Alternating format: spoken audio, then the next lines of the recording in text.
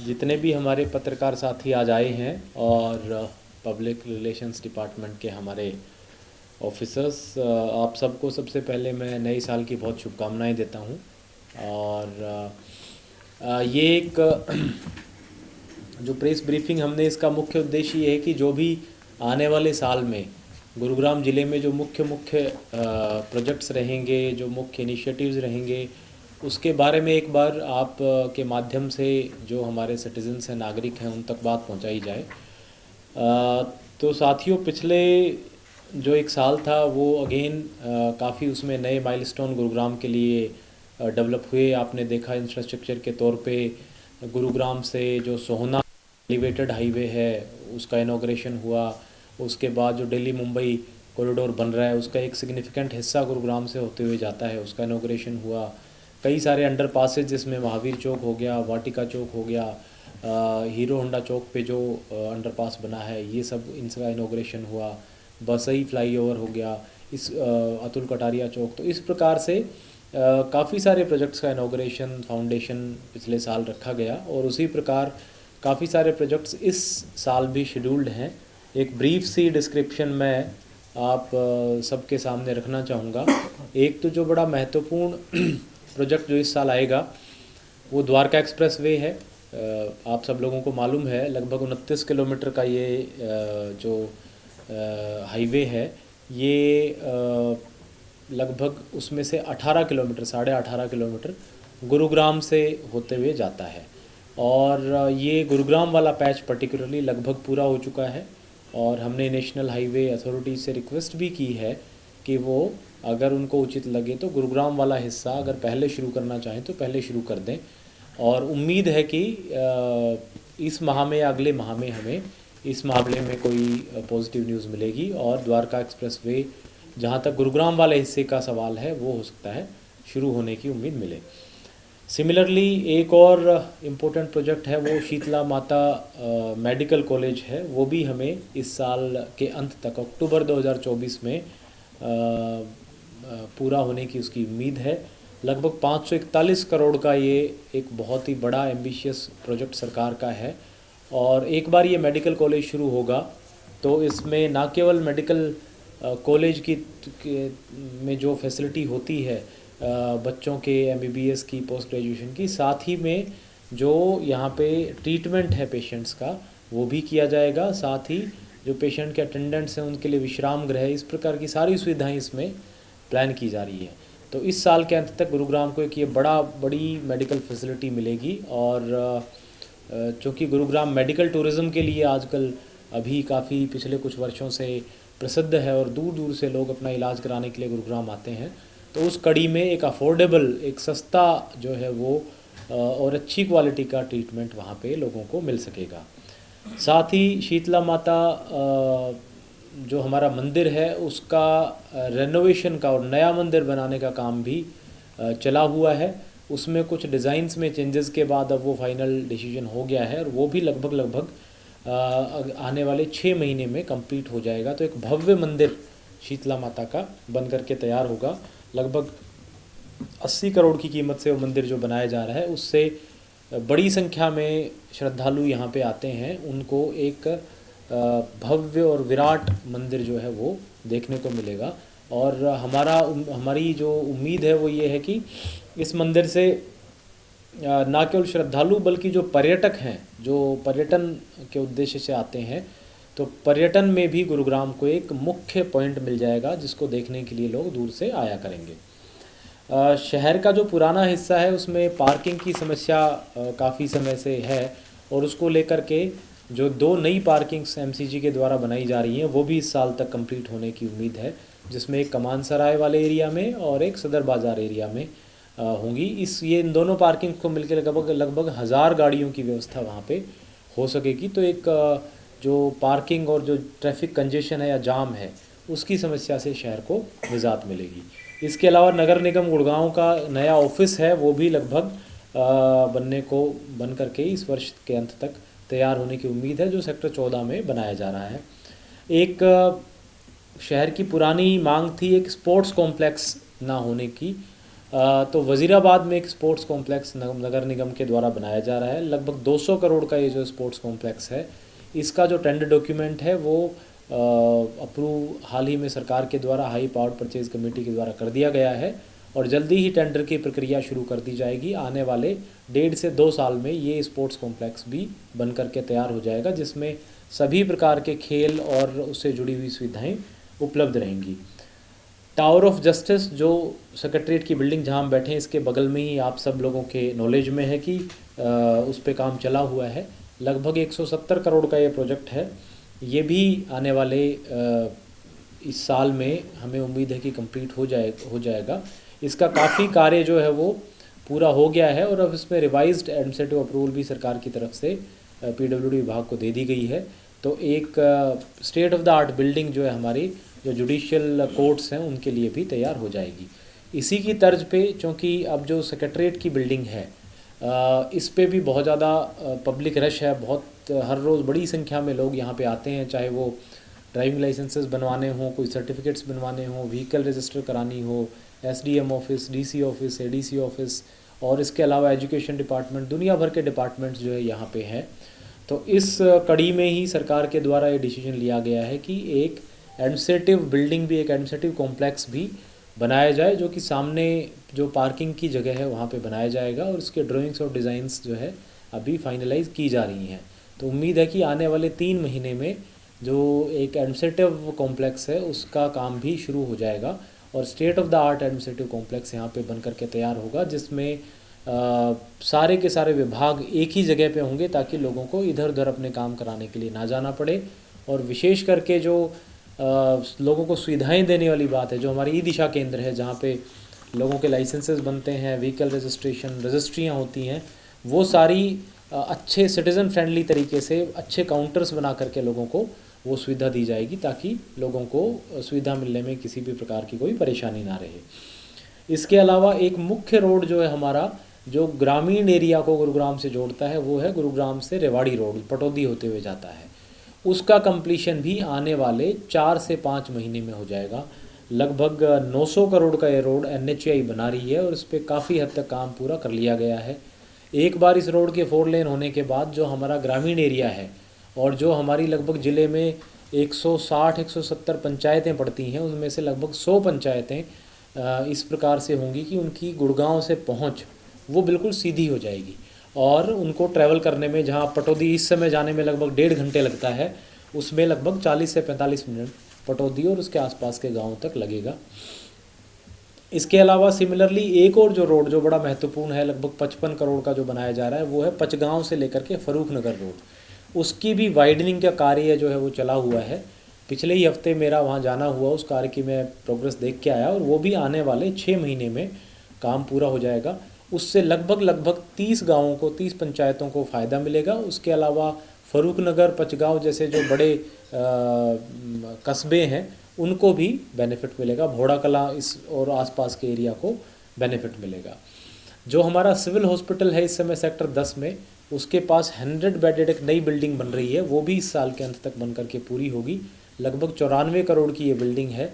वो बनने के बाद हमें जो हमारा सिविल हॉस्पिटल की कैपेसिटी है वो एक तरीके से डबल हो जाएगी, 200 बेड की हो जाएगी।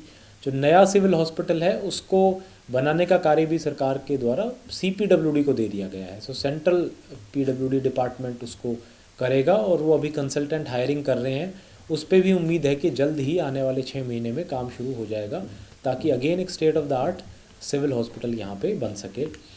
इसके अलावा जो हमारा रेनी सीज़न आता है, बारिश का मौसम आता है, उसमें जल भराव देखने को मिलता है कई बारी नेशनल हाईवे के अलोंग, और उसमें मुख्य रूप से जो हमारा सोहना रोड और उसके आसपास के करीब 10-15 सेक्टर्स हैं, उनका पानी स्लोप होने की वजह से नेशनल हाईवे पे आता है। इस वजह से अगर आप देखोगे कि नरसिंहपुर वाला जो बेल्ट है वहाँ पे विशेष करके पानी भरता है। जो बादशाहपुर जो ड्रेन है हमारी L3, जो पूरे पानी को नजफगढ़ ड्रेन में ले जा करके डालती है, वो भी कई बारी फ्लड और ओवरफ्लो होती है। तो उस प्रॉब्लम से निपटने के लिए एक नई ड्रेन वाटिका चौक से SPR के अलोंग प्लान की जा रही है, जो CPR पे द्वारका एक्सप्रेसवे के अलोंग जो ड्रेन बनी है उसको जाकर के मिलेगी और वो सारा पानी सीधा नजफगढ़ ड्रेन जाएगा। इससे ये जो हमारे करीब 15-20 सेक्टर्स हैं जो आपके सोहना रोड से और नेशनल हाईवे के बीच में है, इन सब का पानी उस ड्रेन के थ्रू वहाँ जा सकेगा, ताकि नेशनल हाईवे पे पानी नहीं भरेगा और इन करीब 15 सेक्टरों में भी पानी की समस्या का निजात इससे हमें मिलेगी। लगभग 136 करोड़ का ये प्रोजेक्ट जो है वो जीएमडी के द्वारा किया जा रहा है और वो इस साल के में आने वाले 6 से 7 महीने में पूरा हो जाएगा। इसके अलावा जो हमारा एसटीपी है, सीवरेज ट्रीटमेंट प्लांट, 100 mld का धनवापुर पे नया बनाया जा रहा है। इसी प्रकार से वाटर ट्रीटमेंट प्लांट चंदू पे 100 mld का बन रहा है। ये दोनों भी इस साल में पूरे होंगे। दोनों मिलाकर के लगभग 250 करोड़ के ये प्रोजेक्ट्स हैं।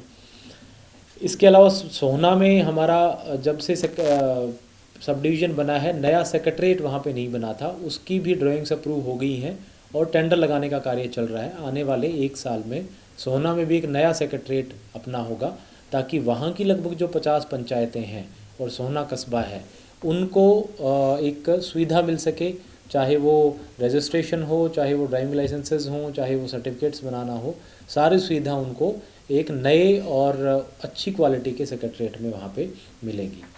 मेट्रो का विस्तार आप सब लोगों को मालूम है कि वो सरकार के द्वारा अप्रूव कर दिया गया था और उस पर कार्य जो है चल रहा है। डीएमआरसी की तर्ज पे एचएमआरसी के गठन की मंजूरी भी सरकार ने दे दी है और उस पर भी सरकार के द्वारा जल्द ही कार्य शुरू किया जाएगा। छोटे बच्चों को सुविधा देने के तौर पे गुरुग्राम में बहुत सारे प्ले स्कूल्स हैं प्राइवेट, लेकिन जो सरकारी तौर पे ये सुविधा कहीं ना कहीं लैकिंग थी, तो सरकार ने निर्णय लिया है और गुरुग्राम में 104 नए प्ले स्कूल्स जो हैं वो खोले जा रहे हैं। ये सारे के सारे जो प्ले स्कूल्स हैं वो 6 साल से कम उम्र के बच्चों के लिए खुले रहेंगे और बच्चों को प्री स्कूलिंग कराएंगे और 6 साल होते ही बच्चे को फर्स्ट क्लास में सरकारी स्कूल्स में डाल दिया जाएगा। इससे हमें उम्मीद है, और ऑलरेडी लगभग 5000 बच्चे इन प्ले स्कूल्स में एनरोल करा भी दिए गए हैं पिछले 2 से 3 महीने में। हमें उम्मीद है कि जो एक गैप था प्राइवेट प्ले स्कूल्स का, जो कि अच्छी क्वालिटी के काफ़ी अच्छे प्री स्कूल्स थे, और जो सरकारी में स्कूल्स में वे सुविधा लैकिंग थी, सरकारी स्कूल्स पहली क्लास से ही शुरू होते थे, तो ये गैप जो है इन 104 प्लेवे स्कूल्स के थ्रू ब्रिज करके सरकार ने ये निर्णय लिया है कि जो छोटे बच्चे हैं 6 साल से कम और जो सरकारी स्कूल्स में पढ़ना चाहते हैं वो इन प्लेवे स्कूल्स में पढ़ सकते हैं। इन स्कूल्स में सारी सुविधाएं, जैसे आरओ का पानी है, बिजली कनेक्शंस हैं, बाला पेंटिंग्स हैं, प्रॉपर वहाँ पे जो सिखाने के लिए टीचर हैं, ये सारी सुविधाएं सरकार के द्वारा दी जा रही हैं। इसके अलावा हरियाणा रेलवे ऑर्बिटल कॉरिडोर, इसका कार्य भी ज़ोर शोर से चला हुआ है और लगभग आने वाले 2 साल में इसका कार्य जो है वो सिग्निफिकेंट प्रोग्रेस पे पहुँचेगा। और ये जो कॉरिडोर है ये केएमपी के अलोंग जो है बनाया जा रहा है और इसका सिग्निफिकेंट हिस्सा गुरुग्राम ज़िले से होके केएमपी के अलोंग गुजरता है। ट्रांसपोर्ट डिपार्टमेंट से रिलेटेड भी काफ़ी सारी स्कीम सरकार के द्वारा ली गई हैं। उसमें एक इम्पोर्टेंट, जो सबसे इम्पोर्टेंट इनिशिएटिव है वो यहाँ पे एक नया सारी सुविधाओं से युक्त बस स्टैंड बनाने का है। तो सीही गांव में ये बस स्टैंड बनाया जा रहा है। एचएसआईडीसी की लैंड इसके लिए चिन्हित भी कर ली गई है और एक जॉइंट कंपनी है एचएसआईडीसी और ट्रांसपोर्ट डिपार्टमेंट की, ये बना दी गई है और अभी टेंडरिंग स्टेज पे ये प्रोजेक्ट है। तो आने वाले साल में उस पर भी हमें काफ़ी प्रोग्रेस देखने को मिलेगी। इसके अलावा एक ग्लोबल सिटी लगभग 1008 एकड़ में सेक्टर 37 में बनाई जा रही है। इसका कार्य काफ़ी तेज़ी से चल रहा है। इसमें जितनी भी फैसिलिटीज़ बिछाई जानी है उनका टेंडर अलॉट भी हो गया और काम भी शुरू हो गया है। इसके अलावा इसमें 1008 एकड़ में से लगभग 400 से 500 एकड़ के जो ऑक्शन है उसकी प्रोसेस भी एचएसआईडीसी ने शुरू कर दी है। तो आने वाले साल में जो ग्लोबल सिटी है वो भी उसका एक काफ़ी एडवांस स्टेज पे काम हमें देखने को मिलेगा। तो ये मुख्य प्रोजेक्ट्स हैं जो गुरुग्राम में हैं। इसके अलावा भी बहुत सारे प्रोजेक्ट्स जो इसमें चले हुए हैं, चाहे वो नए सेक्टर हैं उनमें रोड कनेक्टिविटी देने का हो, चाहे वो नए सेक्टर्स हैं उनके किनारे स्टॉर्म वाटर ड्रेन्स ले करने का हो ताकि वहाँ जल भराव की समस्या ना हो, चाहे वो शहर के अंदर अलग अलग जगह कम्युनिटी सेंटर्स बनाने का हो, गवर्नमेंट ऑफिसेज बनाने का हो, ये सारे जो इनिशिएटिव्स हैं वो लिए जा रहे हैं और हमें उम्मीद है कि साल के अंत तक ये प्रोजेक्ट्स काफ़ी सिग्निफिकेंट प्रोग्रेस पर पहुंच जाएंगे। इसके अलावा सरकार के द्वारा लोगों को गवर्नमेंट स्कीम्स की बेनिफिट देने के लिए विकसित भारत यात्रा जो है वो 30 नवंबर से हरियाणा में शुरू की गई थी। इस यात्रा का मकसद ये है कि जितनी भी हमारी सरकारी स्कीम्स हैं इनका लाभ लोगों तक पहुँचे और जो बेनिफिशरी किसी भी गांव में जो संबंध रखता है उस गांव में ही सरकारी अधिकारी वहां जाकर के उसको उस स्कीम का बेनिफिट दें। तो इसके तहत जो हमारी वैन्स हैं, प्रचार वैन हैं, वो हर गांव में विज़िट करती हैं, दौरा करती हैं। और एक दिन में हम गुरुग्राम में 4 रूरल एरियाज़ टारगेट करते हैं और 2 अर्बन एरिया टारगेट करते हैं।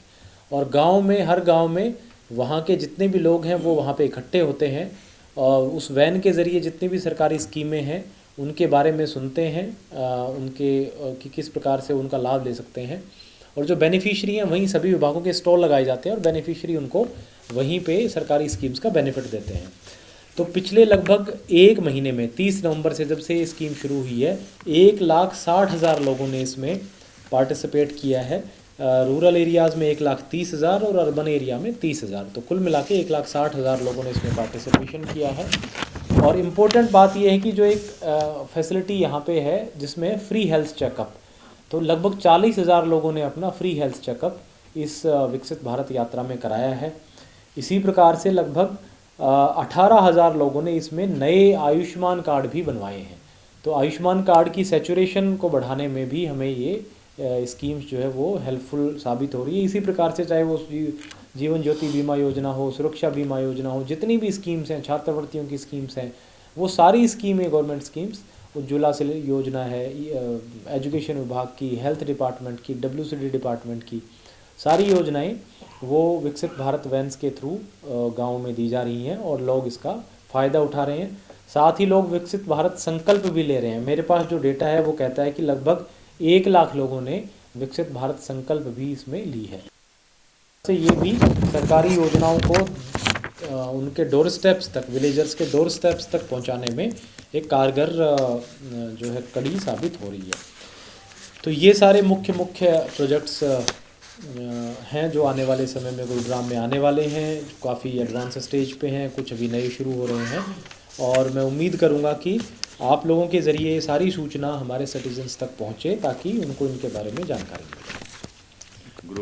गुरुग्राम ने, हाँ, विकसित भारत में जब सारे स्टेट्स का मूल्यांकन किया गया तो हरियाणा की परफॉर्मेंस सबसे बढ़िया आंकी गई इन टर्म्स ऑफ कितने लोगों ने यहाँ पार्टिसिपेट किया, कितने लोगों ने स्कीमों का फ़ायदा उठाया। उस सब में हरियाणा नंबर 1 पे है और पूरे हरियाणा में गुरुग्राम की परफॉर्मेंस नंबर 1 पे रही है in terms of again participation and benefits given to citizens. तो ये हम सब के लिए एक गर्व की और सराहनीय बात है।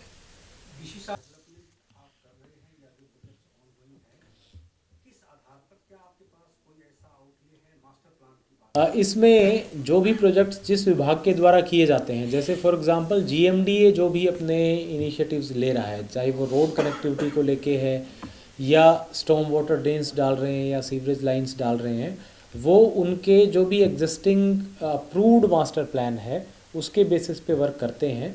जहाँ जहाँ पे let's say sector dividing roads हैं या और कोई मेजर रोड्स हैं जो शेड्यूल्ड हैं लेकिन अभी तक नहीं बनी हैं, वो टारगेट है GMDA का बनाना। इसी प्रकार से जहाँ स्टॉर्म वाटर ड्रेन्स शेड्यूल्ड हैं लेकिन नहीं बनाई गई हैं वो बनाएंगे।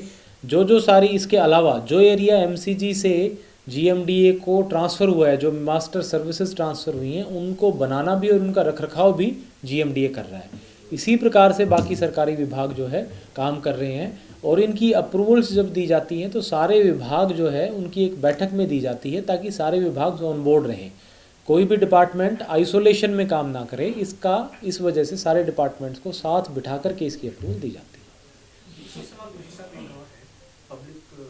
राइट टू सर्विस जो है इसमें लगभग 600 के आसपास सुविधाएं ये इनको जो है राइट टू सर्विस के अंदर नोटिफाई किया गया है। और इसका मतलब ये हुआ कि अगर किसी भी सिटीज़न को कोई सुविधा नहीं मिलती तो राइट टू सर्विस एक्ट के तहत वो अपील कर सकता है और जो एपेलेट अथॉरिटी है वो संबंधित विभाग को और अधिकारी को नोटिस देगी कि आपने इसको ये सुविधा क्यों नहीं दी। जब से राइट टू सर्विस कमीशन और एक्ट इन्फोर्समेंट में आया है तब से सर्विस प्रोवाइड करने की गति बढ़ गई है। डे टू डे बेसिस पे हमारे पास बहुत सारे ऐसे केसेस आते हैं जिसमें जो अधिकारी या कर्मचारी हैं जिन्होंने सुविधाएं नहीं दी हैं, सर्विसेज नहीं दी हैं, उन पे कमीशन के द्वारा जुर्माना भी लगाया जाता है और पेनल्टी और अलग अलग तरह की विभागीय कार्रवाई भी की जाती है। तो मैं लोगों से यही अपील करूंगा कि राइट टू सर्विस एक्ट में और बाकायदा राइट टू सर्विस एक्ट में जो सुविधाएं हैं, सुविधा का नाम और कितनी समय में वो सुविधा देनी होती है, ये जो बोर्ड्स हैं ये सभी सरकारी दफ्तरों में लगाने के निर्देश हमने जो है दिए हैं, मुख्य सभी ऑफिसर्स में लग भी गए हैं। तो मैं लोगों से यही आग्रह करूंगा आपके माध्यम से कि वो जागरूक हों, जो सुविधा जितने समय में उनको मिलनी है उनको पता हो, और अगर कोई सुविधा नहीं मिलती है उनको तो तुरंत अपील करें। ये अपीलेट मैकेनिज़्म बहुत ही आसान है और वो ऑनलाइन तरीके से अपील कर सकते हैं। एक और बहुत महत्वपूर्ण सुविधा जो सरकार ने लागू की है उसको ऑटो अपील सिस्टम बोलते हैं, आस। इसमें यह है कि मान लीजिए मैंने कोई सुविधा अप्लाई की और वो मुझे 15 दिन में मिलनी थी, और अगर विभाग ने पेंडिंग रख ली उसको और 15 दिन में मुझे वो सुविधा नहीं मिली, मान लीजिए मुझे सर्टिफिकेट कोई बनना था और वो नहीं मिला, तो ऑटोमेटिकली मेरी अपील जो है वो कमीशन के पास पहुंच जाएगी। उसमें मुझे कहीं अप्लाई की आवश्यकता नहीं है करने की। या तो विभाग 15 दिन में मुझे सुविधा दे दे या फिर कमीशन में रिप्लाई दे कि उसने 15 दिन में सुविधा क्यों नहीं दी। तो ऑटो अपील सिस्टम लागू होने से काफ़ी लोगों को इसका लाभ मिला है। तो इसमें जो शहर के अंदर है, जैसे आपने कोर्ट कॉम्प्लेक्स एरिया बताया, तो इसमें तो ऑलरेडी एक ड्रेन बनाने का कार्य जो है प्रोजेक्ट अप्रूव हो गया है, जो राजीव चौक से लेकर के और आपका रेस्ट हाउस के सामने से होता हुआ आगे जाएगा और कनेक्ट करेगा। इसी प्रकार से जो जो आपने एरियाज़ बताए हैं, इसमें जो हमारे जल भराव के पॉइंट्स हैं, लगभग 110 ऐसे पॉइंट्स हैं शहर में जहाँ मुख्य रूप से जल भराव होता है। उन 110 पॉइंट्स पे एग्जैक्ट प्लानिंग की गई है। इस बार आपने बारिश के सीज़न में देखा भी कि रिकॉर्ड बारिश लगातार 2 दिन होने के बाद भी 2 से 3 घंटे में इवेंचुअली सारे हमारा जो ट्रैफिक था वो चालू हो गया था। और सबसे इम्पोर्टेंट बात कि जो अंडर पासेज हैं, आमतौर पे बहुत बार ये क्रिटिसिज्म देखने को मिलता है कि अंडर पास जो है उसमें पानी भर गया और अंडर पास बंद करने पड़े। 2 से 3 घंटे में जो हमारे 2 मुख्य अंडर पास थे जहाँ पे जल भराव हुआ था, एक तो राजीव चौक अंडर पास और एक हमारा गोल्फ कोर्स रोड पे एक अंडर पास, वो सारे चालू करा दिए गए थे और इसके अलावा बाकी अंडर पासेस फंक्शनल रहे। तो कहने का अर्थ ये है कि धीरे धीरे करके जो सरकारी एजेंसीज़ हैं इनके द्वारा इंफ्रास्ट्रक्चर स्ट्रॉन्ग किया गया है और उसका रिजल्ट अब हमें देखने को मिल रहा है कि बहुत ज़्यादा क्वांटिटी में बारिश होने के बाद भी जल भराव ज़्यादा लंबे समय तक नहीं टिक पाता। द्वारका एक्सप्रेस वे का हमने सरकार को और सरकार के थ्रू नेशनल हाईवे अथॉरिटीज़ को ये कहा है कि जो हमारे न्यू गुरुग्राम के लगभग 25 से 30 सेक्टर्स हैं वो इससे बेनिफिट होंगे और काफ़ी सारे रेजिडेंट्स डेली बेसिस पे जो है ट्रैवल करते हैं। तो और चूंकि वो लगभग बन करके तैयार है, कुछ फिनिशिंग वर्क जैसे NHAI अथॉरिटीज़ ने बताया है वो बचा है, तो हमने उनसे कहा है कि उसको जल्दी पूरा करके और उसको चालू कर दें ताकि वहाँ के सिटीजन्स को एडवांटेज मिल सके। और सही सिचुएशन क्लोवर लीफ की है। क्लोवर लीफ जो है वो द्वारका की तरफ भी और वाटिका चौक की तरफ भी उसको जोड़ता है, तो उसके चालू होने से काफ़ी लोगों को राहत इसकी मिलेगी। इसमें ये वाकई एक चिंता का विषय है क्योंकि 2 जगह पे ये प्रॉब्लम देखने को आई है, क्रैक्स नज़र आए हैं और हमने नेशनल हाईवे के जो सर्वोच्च सबसे ऊंचे जो अधिकारी बैठे हैं उनके नॉलेज में ये चीज़ हमने लाई है। और हालांकि अभी टेम्परेरी बेसिस पे तो उन्होंने वो सुविधा का सोल्यूशन, उस प्रॉब्लम का सोल्यूशन कर दिया है, बट हमने उनसे ये कहा है कि एक बार वो किसी भी एजेंसी से इनका ऑडिट और करा लें ताकि हमें ये एश्योरेंस रहे कि इवेंचुअली आने वाले समय में कहीं ये प्रॉब्लम नहीं आएगी, क्योंकि अगर इस तरह की प्रॉब्लम आगे होती हैं तो हो सकता है इसमें कोई बड़ा हादसा भी हो। तो ये हमने नेशनल हाईवे के टॉप मोस्ट ऑफिशियल्स हैं उनसे बात करके कहा है।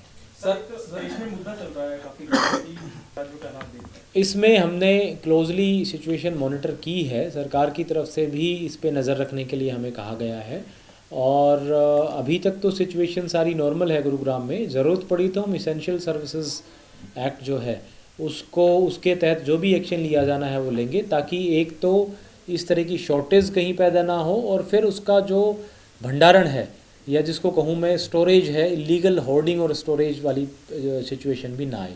तो इस पे हमने सिचुएशन पे नज़र रखी हुई है, जल्द अगर ऐसी कोई बात आती है तो कार्रवाई करेंगे। सर विभिन्न विभागों की ज़मीन पे शराब के ठेके हैं, कितना रिवेन्यू आ रहा है? इसमें HSVP और MCG के द्वारा पॉलिसी के तहत ही लिकर वेंट्स के लिए ज़मीन एक्साइज विभाग को दी जाती है और हाल ही में बाकायदा HSVP के द्वारा काफ़ी सारे ठेके जो उनके जो लैंड ऑक्शन कर दी है वो हटाए भी हैं।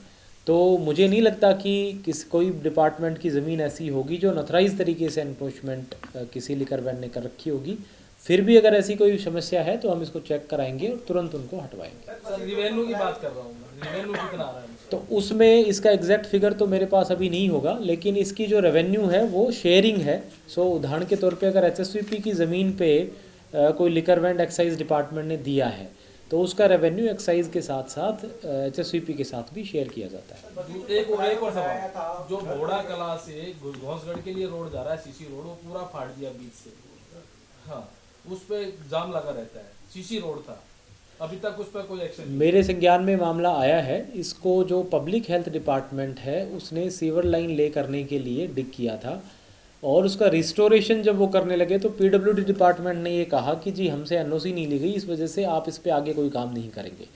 तो दोनों अधिकारियों के साथ बुला करके हमने मीटिंग की है और ये कहा है कि जितना भी इस पे काम होना है रिस्टोरेशन का, वो सारा पैसा पब्लिक हेल्थ पीडब्ल्यूडी को जमा कराएगा और पीडब्ल्यूडी इसको इंस्टॉल करके देगा। तो मुझे उम्मीद है कि जल्दी ही उस पर हम काम शुरू करा देंगे। 22-21 ऐसे परिवार हैं जिनका डिस्प्लेसमेंट वहाँ से हुआ है और इन 21 के 21 लोगों को ऑल्टरनेटिव प्लॉट देने का मंजूरी सरकार से मिल चुकी है।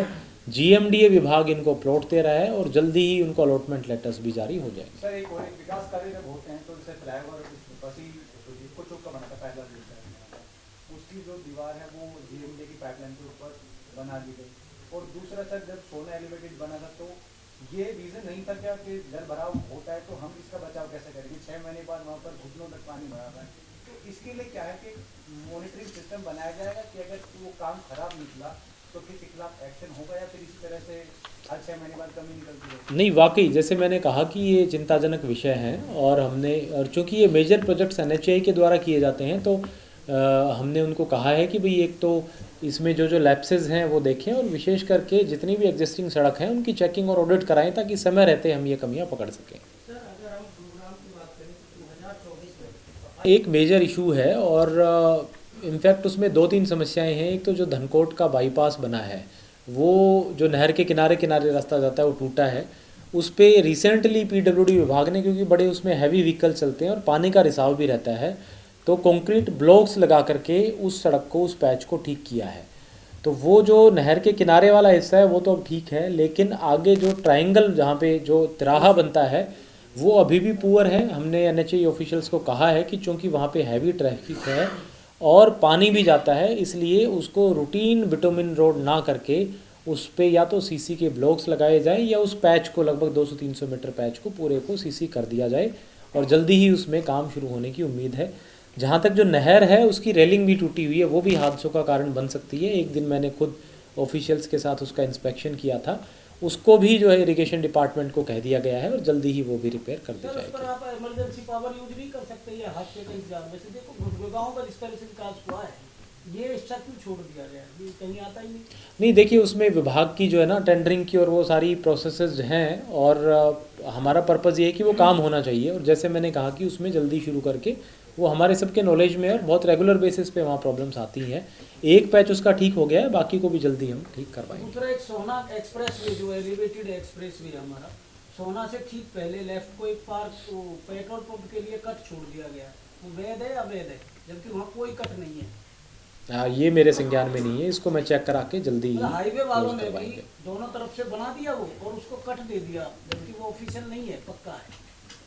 उसको चेक कराते हैं गुड़गांव में हो जाते हैं सर यहाँ। सर आपको लग रहा है कि एनएचएआई का जो रोड वगैरह बना रहे कहीं ना कहीं घोटाला है कुछ? जो भी कमियां हैं सड़कों में वो एनएचएआई ऑफिशियल्स को कन्वे कराई हैं। इस बात पे तो निष्कर्ष पे पहुंचना तो सही नहीं होगा कि इसमें क्या इशू है, लेकिन एनएचएआई ने काफ़ी बड़ी संख्या में यहाँ पे सड़कें बनाई हैं, बहुत फैसिलिटीज़ दी हैं, बहुत स्पीड से भी काम किया है। कई बार ये हो सकता है कुछ मुद्दे जितने हम समस्याएं गिना रहे हैं वो मेरे ख्याल से 10% भी नहीं होंगी जितनी सड़कें इन्होंने बनाई हैं। तो कुछ जहाँ इश्यूज़ हैं वो उनसे बात करके, और ये सारी सड़कें जो है वो डीएलपी पीरियड में हैं तो कॉन्ट्रैक्टर को ही रिपेयर करा के और ठीक करा के देनी है, वो उनसे करवाएंगे। केएमपी का बहुत बड़ा हाल है सर। किया जाएगा जी, क्योंकि ये जो फैसला किया गया है सरकार के द्वारा ये ठंड को देखते हुए किया गया है और अगर इसमें इस बात से कोई नहीं सहमत होता है तो निश्चित रूप से वो बच्चों के भविष्य का सवाल है, उनकी सेफ्टी का सवाल है और अगर ऐसी कोई बात रहती है तो निश्चित रूप से उन पे एक्शन लिया जाएगा। हमने तो बाकायदा जो सुरक्षित वाहन पॉलिसी है उसको फॉलो ना करने के वजह पे भी स्कूलों पे जुर्माना भी लगाया है और उनको क्लोजर का नोटिस भी दिया है। तो इवेंचुअली, और अगर इस तरह कोई भी स्कूल जो है वो, उनको ये सोचना चाहिए कि भाई वो बच्चों को पढ़ाने के लिए हैं और अगर उनकी सुरक्षा का ही, सेफ्टी का ही ध्यान नहीं रखेंगे तो कैसे काम चलेगा। तो निश्चित रूप से उनके कड़े स्टेप्स। आई थिंक इसमें RTO ऑफिस आपको जो है डिटेल दे पाएगा, लेकिन निश्चित रूप से हमने काफियों पे उस पे एक्शन लिया। साहब, एक मेट्रो का सवाल अनुचित था हमारे साथी का, थोड़ा सा स्पष्ट कर दें कि क्या बनाई जानी है। इवेंचुअली इसके लिए एक स्पेशल बॉडी का गठन जो है वो सरकार के द्वारा मंजूर किया गया है, जल्द ही कर दिया जाएगा। इसका जो मुख्य पर्पज़ ये है कि जो हमारा मिलेनियम सिटी मेट्रो स्टेशन है, आपका जो हुडा सिटी मेट्रो स्टेशन जिसको कहते हैं, वहाँ से कंटिन्यू करके मेट्रो का विस्तार हमारा बाकी शहर में भी दें। तो उसमें अलग अलग स्टेशन से शेड्यूल्ड हैं, इंक्लूडिंग आपका सेक्टर 10 हो गया, आपका हीरो होंडा चौक हो गया, अलोंग द ओल्ड NH लेके पालम विहार से होते हुए। तो इसकी जो है पूरी कार्रवाई है वो उस कॉरपोरेशन के द्वारा की जाएगी। सेंट्रल गवर्नमेंट से इसकी मंजूरी मिल चुकी है और अब इसकी जो प्रोजेक्ट बनाया जाना है उसका टेंडरिंग होनी है और उसका एग्जीक्यूशन होना है। ये जो स्पेसिफिक बॉडी जो है वो DMRC की तर्ज पे जो HMRC बनाई गई है वो करेगी और उस पर जल्दी ही काम शुरू कराया जाएगा। तो जैसे मैंने कहा कि इस साल में हमें उम्मीद है कि ये कार्य शुरू हो जाएगा। HMRC कब तक बनने की उम्मीद है, कब तक कि एक अभी रिसेंटली मीटिंग जो है वो प्रिंसिपल एडवाइज़र अर्बन डेवलपमेंट उनके साथ हुई है और इसमें जो लैंड ट्रांसफ़र है वो HSIDC ने GMDA को कर दिया है और GMDA के द्वारा भी NHAI को लैंड ट्रांसफ़र की जा रही है। NHAI के ऑफिशियल्स को ये कहा गया है कि जो नया टोल बनना है उसकी पूरी प्रक्रिया तुरंत शुरू करें। हमें उम्मीद है कि आने वाले 6 महीने में ये टोल वहाँ शिफ्ट हो जाएगा। तो सरकार के द्वारा एक्टिवली इसको टेकअप किया नगर निगम, 2 नगर निगम, उनके बीच में भी टोल। देखिए, ये तो अब NHAI की और ऑफिशियल्स की और लोगों की डिमांड को देखते हुए डिसीजन लिया गया है कि शहर के अंदर कोई ट्रैफिक कंजेशन ना लगे। इसके अलावा एक और पॉइंट जो मैं बताना आपको रह गया वो है दोनों नगर निगमों के चुनाव को लेके, साथ ही में नगर परिषद पटौदी और नगर पालिका फर्रुखनगर, इन चारों की वार्डबंदी सरकार ने कर दी है। मानेसर नगर निगम की सीटें भी रिज़र्व हो गई हैं, बाकी तीनों की सीटें आने वाले हम 10 से 15 दिन में रिज़र्व कर देंगे। गुड़गांव की सीट रिजर्वेशन तो परसों ही रखी हुई है 4 तारीख को, तो आने वाले 10 दिन में हम इन चारों की सीट रिजर्वेशन करके सरकार को भेज देंगे और उस पर फिर आगे इलेक्शन की कार्रवाई सरकार के द्वारा टेकअप की चुनाव लोकसभा के बाद होंगे सर, पहले होंगे? ये देखिए, ये डिसीजन सरकार और स्टेट इलेक्शन कमीशन के द्वारा लिया जाना है, लेकिन सरकार इसको गंभीर है और जल्दी ही चुनाव कराने के लिए सरकार इस पर कार्रवाई करेगी। ठीक है सर, काफी मसाला